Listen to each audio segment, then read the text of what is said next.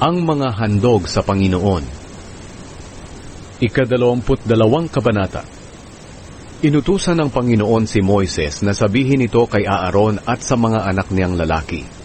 Huwag ninyong lapastanganin ang banal kong pangalan. Igalang ninyo ang mga handog na inihahandog sa akin ng mga Israelita. Ako ang Panginoon. Ang sinumang anak ni Aaron ngayon at sa susunod pang mga henerasyon na hihipo ng handog para sa akin, ngunit siya'y itinuturing na marumi, ay hindi na makapaglilingkod bilang pari. Ako ang Panginoon. Walang sino man sa inyo ang maaaring kumain ng handog kung siya'y may malubhang sakit sa balat, o may sakit na tulo, o nakahipo ng anumang bagay na marumi, dahil nadikit ito sa patay, o nilabasan ng binhi, o nakahipo ng hayop o tao na itinuturing na marumi. Siya'y maaari lamang kumain ng mga handog kung siya'y nakapaligo na. Pero maghihintay siya hanggang sa paglubog ng araw at saka pa lang siya makakakain ng mga handog na pagkain niya bilang pari. Hindi kayo dapat kumain ng alinmang karne ng namatay na hayop o pinatay ng kapwa hayop, dahil kapag ginawa ninyo ito, kayo'y ituturing na marumi. Ako ang Panginoon. Kaya dapat ninyong sundin ang mga iniuutos kong ito sa inyo, para hindi kayo magkasala sa akin o mamatay. Ako ang Panginoong nagtalaga sa inyo para sa akin. Kayong mga pari at ang inyong sambahayan lang ang makakakain ng bahagi ng handog na para sa mga pari. Hindi maaaring kumain ito ang inyong mga panauhin o ang inyong mga upahang manggagawa. Pero maaaring kumain ang inyong aliping binili o ipinanganak sa tahanan ninyo. Hindi rin maaaring kumain ito ang babaeng anak ng pari na nakapag-asawa ng hindi pari. Pero kung siya'y nabiyuda o naghiwalay sila ng kanyang asawa at wala silang anak, at muling tumira sa kanyang ama, siya'y maaaring kumain ng pagkaing tinatanggap ng kanyang ama bilang pari. Tandaan ninyong mabuti na kayong mga pari lang at ang inyong sambahayan ang maaaring kumain ng bahagi ng handog na para sa inyo. Pero kung sa hindi inaasahang pangyayari ay may taong nakakain na hindi kabilang sa inyong sambahayan, dapat niyang palitan ang kanyang kinain at dadagdagan pa niya ng 20% ang halaga noon.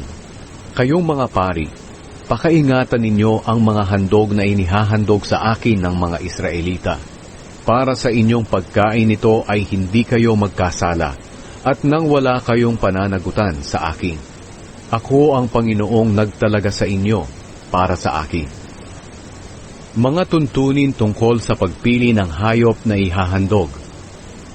Inutusan ng Panginoon si Moises na sabihin ito kay Aaron at sa mga anak niyang lalaki, sa lahat ng mga Israelita, pati na sa mga dayuhang naninirahang kasama nila.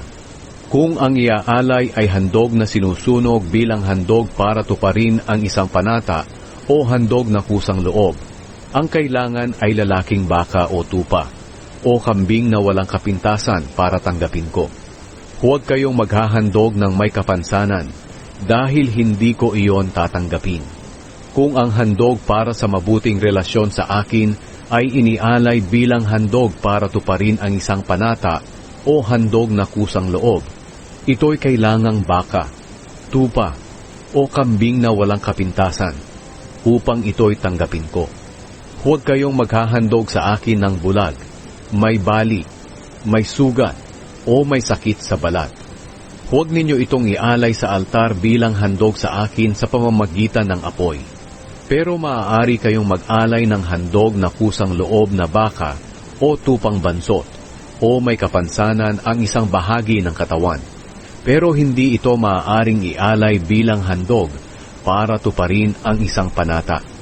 Huwag kayong maghahandog sa akin ng hayop na kinapon o may kapansanan ang itlog. Huwag ninyong gagawin iyon sa inyong lupain. Huwag din kayong bumili ng mga hayop na ganoong uri mula sa ibang lugar at ihandog sa akin, dahil hindi ko iyon tatanggapin. Ang bagong ipinanganak na baka, tupa o kambing ay dapat manatili sa kanyang ina sa loob ng 7 araw. Pero mula sa 8 araw, maaari na itong ialay sa akin bilang handog sa pamamagitan ng apoy. Huwag ninyong ihahandog ng sabay sa isang araw ang baka o tupa at ang kanyang anak.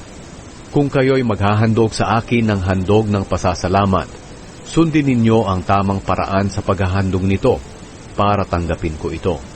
At dapat ninyo itong kainin sa araw ding iyon ng paghahandog at huwag kayong magtitira hanggang sa kinabukasan. Ako ang Panginoon. Sundin ninyo ang aking mga utos. Ako ang Panginoon. Huwag ninyong lapastanganin ang banal kong pangalan, at ako'y kilalanin ninyong banal. Ako ang Panginoong nagtalaga sa inyo para sa akin. Ako ang naglabas sa inyo sa Ehipto para maging Diyos ninyo. Ako ang Panginoon.